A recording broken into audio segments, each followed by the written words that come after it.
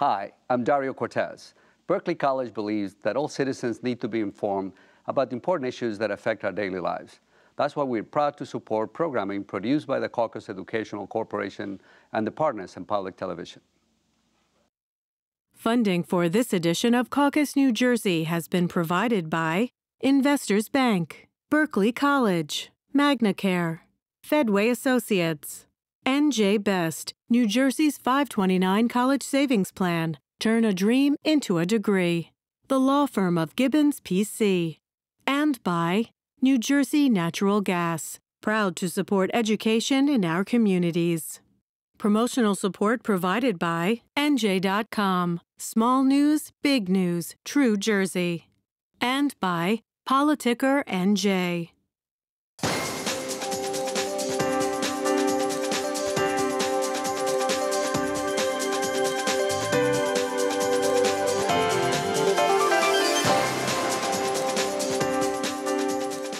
Hi, I'm Steve Adubato. It's my pleasure to introduce once again, by popular demand, we have Michele Siekerka, President of the New Jersey Business and Industry Association. How you doing? I'm doing great, Steve. Thank you. Ready to talk business? Absolutely. Let's talk about a whole bunch of issues, key issues affecting not just the business community, because if it affects the business community, it affects all of us, right? That is true. There's one issue that you and your organization have talked about that I don't care who you are in the state, but sooner or later we're all going to die. Yes. Yeah, let's start off with a great topic. We have what is called an estate tax and an inheritance tax. One of only two states that have both. Maryland is the other state. What are they and why are they so critically important?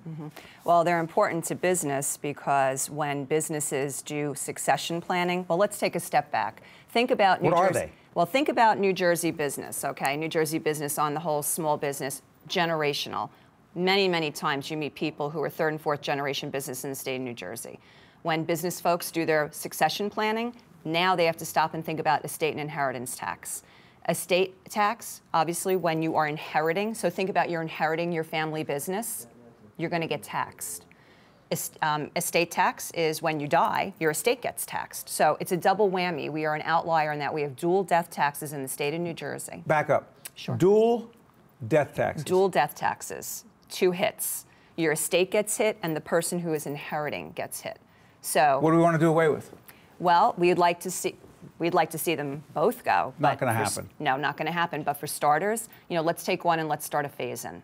Let's take the estate tax and let's start phasing in relief on estate tax. Every year we hear more and more, and Steve, you hear it every day, individuals saying in their retirement, I'm getting ready to leave the state of New Jersey. So they don't have to pay one of the taxes or both. Correct. Real quick, devil's advocate, Assembly Speaker Vincent Prieto said to us on our sister program with Rafael P. Roman, my colleague, he said, great idea, here's the problem. The revenue that comes from that tax, $300–400 million. In fact, he also said it at the New Jersey Business and Industry Association Forum. Yes. He said that's revenue the state needs to close the budget gap. Great idea, but the problem is if we do away with that tax, we don't get that revenue. You say? I say let's look back over the last decade and let's look at the income that we've lost and why we have a gap. Okay, so let's talk some statistics. Between 2000 and 2010, $15 billion of taxable income left the state of New Jersey. What do you mean left the state? People left? Yes. And when a person leaves, let's take a businessman who leaves the state of New Jersey, businesswoman, what does she take with her? She takes with her her business income and her personal income that we now can't tax. That leaves the general fund coffers. 44% of business is responsible for property tax in the state of New Jersey. They're not paying that property tax anymore. That's out of the general fund. That's out of the coffers. Their spending power. Think about a business person who grew their affluence through their business in the state of New Jersey. They're not spending that money in the state of New Jersey. And what about the employees that they're leaving behind when they take the business somewhere else? So I understand a gap of $400 million today, but you know what? We wouldn't have that gap if we stopped people leaving the state over the last decade. Real quick, a couple things. Why are you against paid sick leave? Paid sick leave is yet another mandate on business that makes us uncompetitive as a state and drives up the cost of doing business. So this isn't about, everybody wants to say, I don't want someone sneezing on my pizza. We get that. 70% of New Jersey businesses provide paid sick leave for their employees, 70%. But Michele, respectfully, what about the ones who don't? And then you have those people coming to work who aren't well, and they get other people sick. You don't want that. Yeah. I don't want that. And so why not have the government mandate that you can't do it? How about paradigm shift? How about that we incentivize good business practices? It's about competition, Steve, right? We provide good welfare programs for employees because it's what makes us competitive as a company. That means when we're competitive as a company, we drive sales, we drive profits, we're successful, okay? Don't have the government mandate it? No, have the government reward best practices, because those who don't provide it, they're not going to get a workforce, because the workforce is going to be driven to the companies that have the programs, okay? Eventually, they're either going to go out of business, or you know what? How about we go after the guys who don't have it, but go after them. What we do in the state of New Jersey is we legislate to the exception to the rule, and we bring all the good guys along with us. All right, real quick on this. I was getting ready for the interview today. Look at this.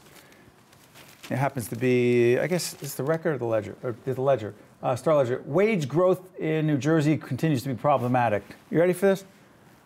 Wages, even for those who get jobs, right? Wages not going up because? Well, okay, another mandate, though. We just put in a new minimum wage mandate in the state that's going to go up every year with COLA. No, it's another mandate on business. You know, every time we put a mandate on business, we drive up cost, because with every mandate comes paperwork, the need to report. And you know what? You know, the governor talks all the time about how he's done a great job, Governor Christie, about bringing down the size of government. I got to tell you, there aren't people in government who can enforce all these mandates that want to be put on business. So we put in mandates that drive up costs, drive up paperwork. We have to change all of our programs, our policies, our back office, our data, how we report things. And we're reporting to people who, you know, oftentimes aren't going to have the opportunity to come out and enforce these things either. So on the wage side, you know, I understand what this article may be saying, but I tell you, we just created 12,000 new jobs in New Jersey in January. 12,000 new jobs. We're coming off of 2 years of positive economic growth in the state of New Jersey. But we're not where you want us to be, Michelle. Neither is, and the governor says as well. We're lagging behind the country in terms of job creation because?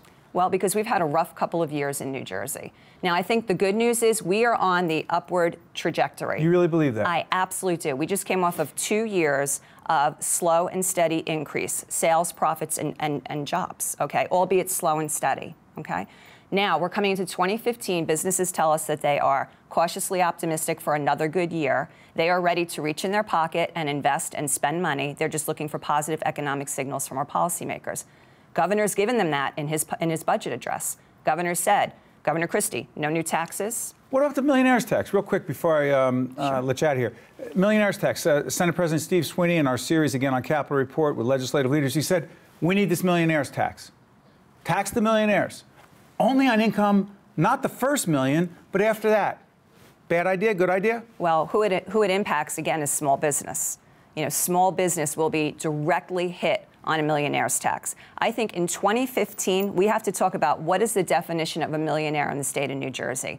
You want to get after the really affluent people? That's not a millionaire in New Jersey. Think about the cost of living in the state of New Jersey. Steve, if you are fortunate enough to own a house in North Jersey, it's probably $500,000. If you were a smart guy during your business and you put away into your 401k, guess what? You're a millionaire. You're probably not living high on the hog and going on big vacations and taking 4 weeks off and, you know, riding your jet ski. You were just doing the right thing. So how do we define a millionaire in 2015 as the place to start? It's not $1 million. You're going to be impacting small business. Michele Siekerka, who is the president of the New Jersey Business Industry Association. Good stuff. Thank you so much, Michele. Thank you very much, Steve. Stay with us. We'll be right back right after this. Thank you, Michele. Thank you. To see more Caucus New Jersey with Steve Adubato programs, visit us online at steveadubato.org. If you would like to express an opinion, email us at info@caucusnj.org. Find us on Facebook at facebook.com/Steve Adubato PhD. And follow us on Twitter at Steve Adubato. We are pleased to be joined by Joann Short, CEO of the YMCA of Montclair. That's my why. It's a great why. Why is the why so great?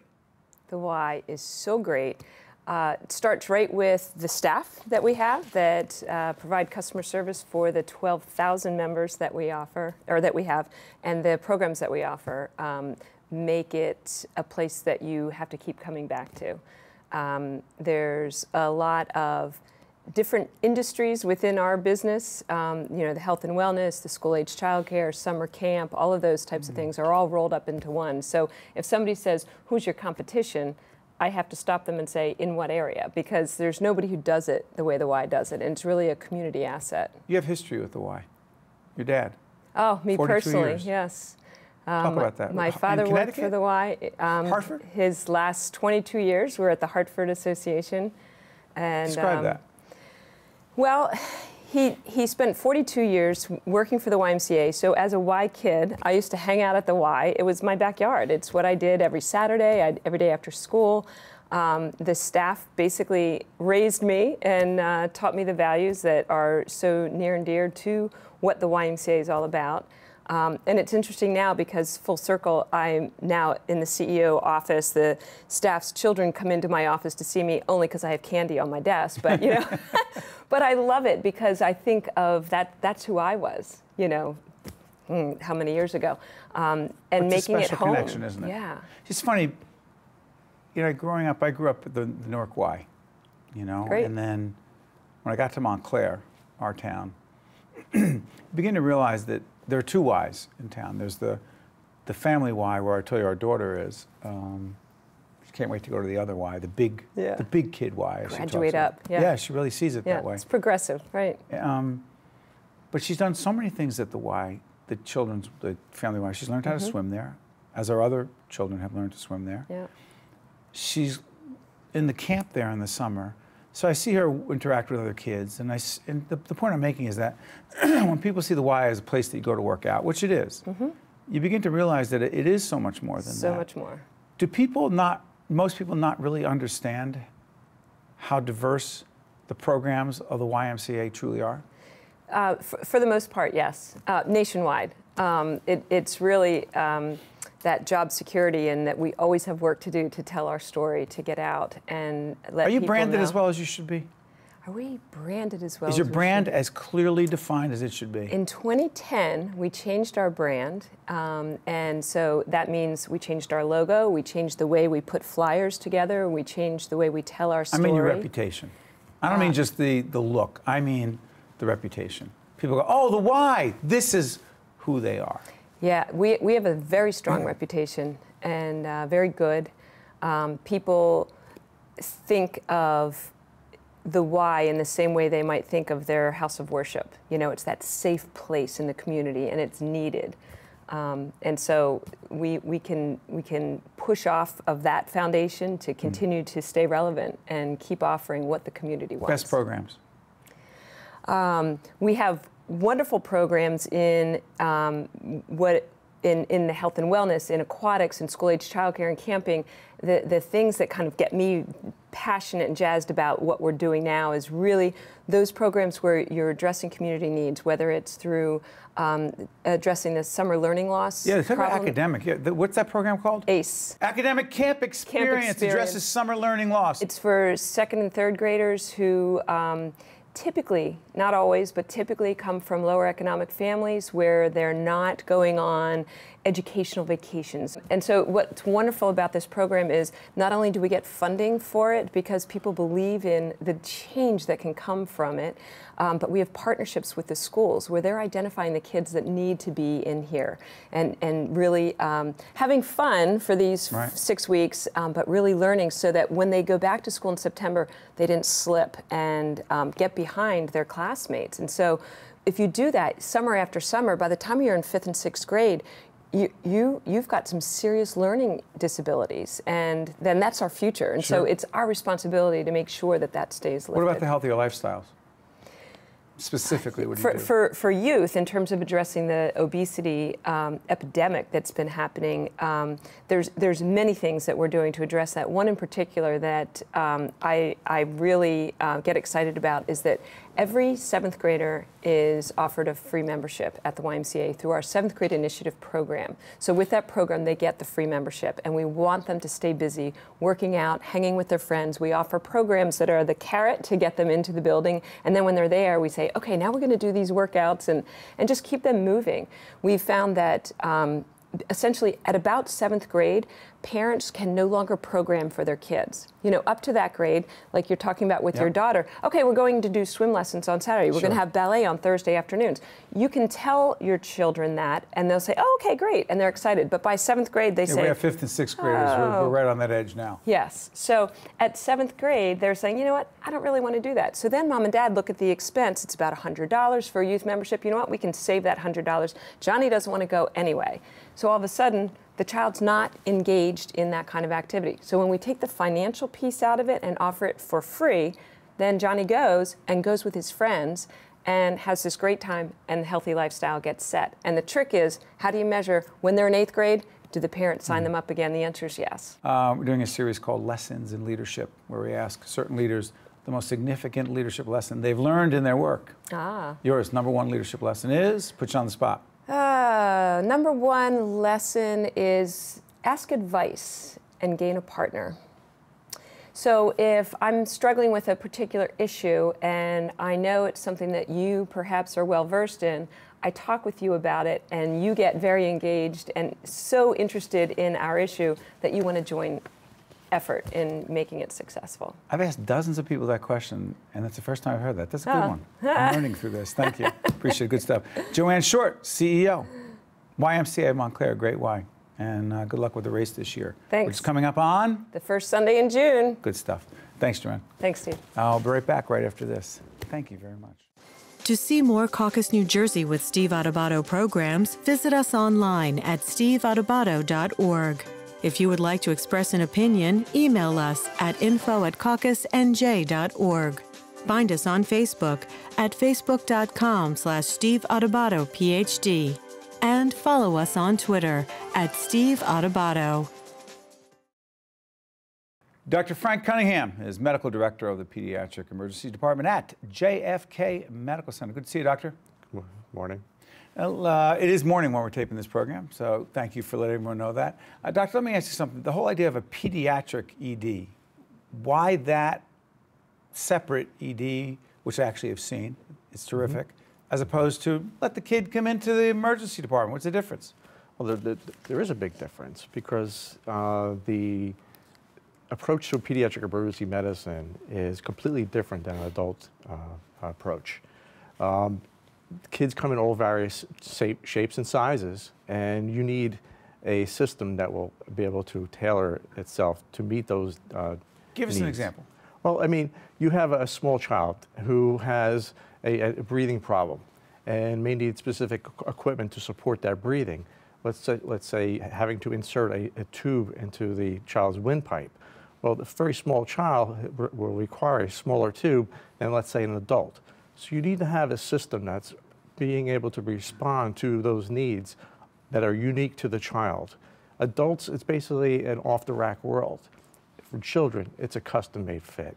And that's what the whole design for a pediatric emergency department is to fit the needs of each individual child. Yeah, I remember when I went on tour with Ray Fredericks, the CEO, down at JFK, of the ED, the pediatric ED. What I was struck by is not just the clinical expertise, but the other thing that I was struck by was the look of the place. It looks and feels different because it's a pediatric ED. Is that a fair assessment? It's a very fair assessment. The unique approach to JFK's ER was that it was centered around care of the child and the family that goes along with that child. It's a modern, state-of-the-art facility that is a 14-bed unit that will accommodate everything. And it's staffed by board-certified pediatric emergency physicians, as well as pediatric emergency physicians, staff that are trained, the nursing staff is trained in pediatric emergencies, as well as our technical staff that are equipped to deal with kids who are sick and injured and help comfort them. What do you mean? It's interesting how you just said that staff is equipped to deal with children. What does it mean to be equipped to deal with children? It's a mindset. It's a mindset because, you know, for a kid to be sick or injured, it's a very stressful time for not only the family but also the child. And I think it's comforting to know that if you're dealing with healthcare providers that are much more comfortable dealing with the child's illness and injury and are comfortable with it, and the parents will pick up on that. They won't get nervous because they see you're not getting nervous. That's one of the things I tell parents too, is don't get worried. When you see I get worried, then you should worry. Good point. By the way, full disclosure, I should have mentioned this before. One of the reasons I know JFK is I've done some leadership and communication coaching at JFK over the last couple of years, and I've gotten to know some of the clinical staff as well. But it also, one of the things I found out about you in that process is that earlier on in your career, you got, I'm not saying this is what intrigued you about this, but you had an experience involving your own daughter. Yes. That caused you to see this whole world differently? I did. Describe it. I did. Let me place the setting for you. I was in fellowship training, which is specialty training in pediatric emergency medicine at Montclair Medical Center in the Bronx. And I used to commute every day from my house in New Jersey to the North Bronx. And one of these experiences came, had just finished a 12-hour shift at Montefiore, and about 1 o'clock in the morning, I'm driving down the street to go home. As I'm coming over the crest of the hill, I see a slew of flashing red lights. As I get closer, I realize these lights are all in front of my house. I pull up in a panic. Fortunately, my wife is a nurse, and my daughter, who was 6 weeks old at the time, had stopped breathing. My wife had performed CPR on her and revived her. But the thing that was important and very personal for me is that when we had a discussion with my wife, she told me that the emergency response was disheartening because she felt that they really did not know what to do. They didn't know what to do. They were, you have to understand, Steve, is that for a child emergency, especially a critically ill child, these are the very few and far between emergency calls that emergency providers respond to.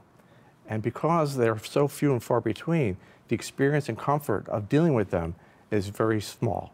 So when something like that does happen, it's very panicking and very chaotic. And this was the key thing that forged my decision to come back to New Jersey and to try to make a difference. And that's how I came back to New Jersey. Dedicated to doing what? To improving the care of pediatric emergency care for kids in the state of New Jersey. And describe what you did, because before you got to JFK, you had an impact in other places. I did. My first position was actually starting the Pediatric Emergency Department at Newark Beth Israel Medical Center. Which is noted for its children's care. Exactly. And I was there for 10 years and built that emergency department. Subsequent to that, I moved down to New Brunswick and started the Pediatric Emergency Department at St. Peter's University Hospital and was there for 8 years.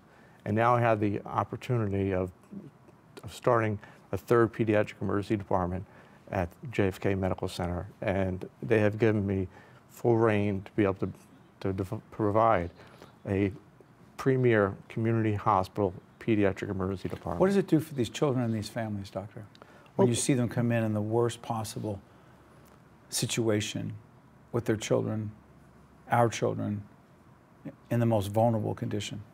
I think it provides a level of comfort for us to be able to deliver that care that they need, and knowing full well that that care may not be, it's not going to be the same everywhere else, and some places may be a lot less.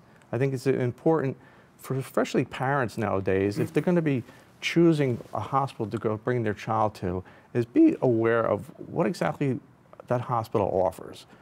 Do they have a separate pediatric ER?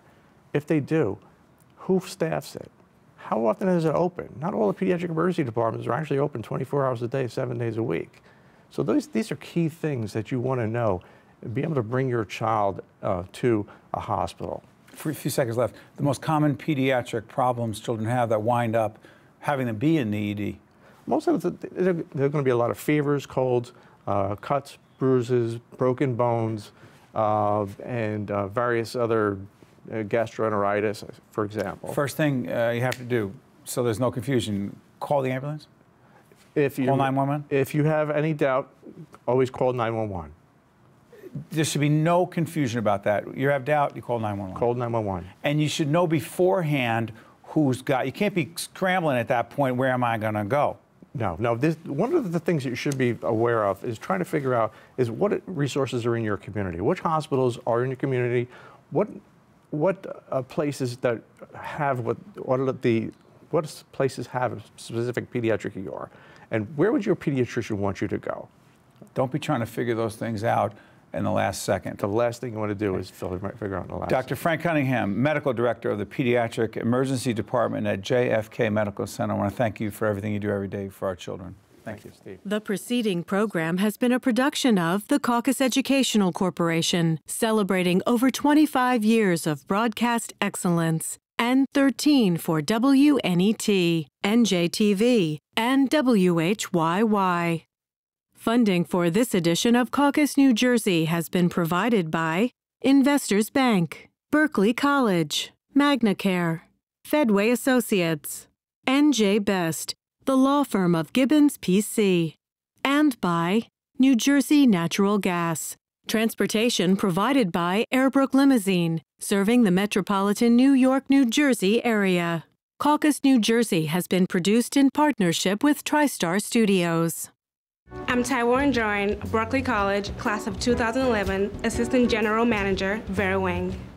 Kate Hickey, class of 2006, Project Manager at Siekerka Architecture and Design. Sal Frasina, class of 2009, Chief Construction Inspector, Con Edison. Tracy Mondale, class of 2010, Sales Space Manager, PepsiCo. From different walks of life, our students succeed in different ways, yet their first step is exactly the same: Berkeley College.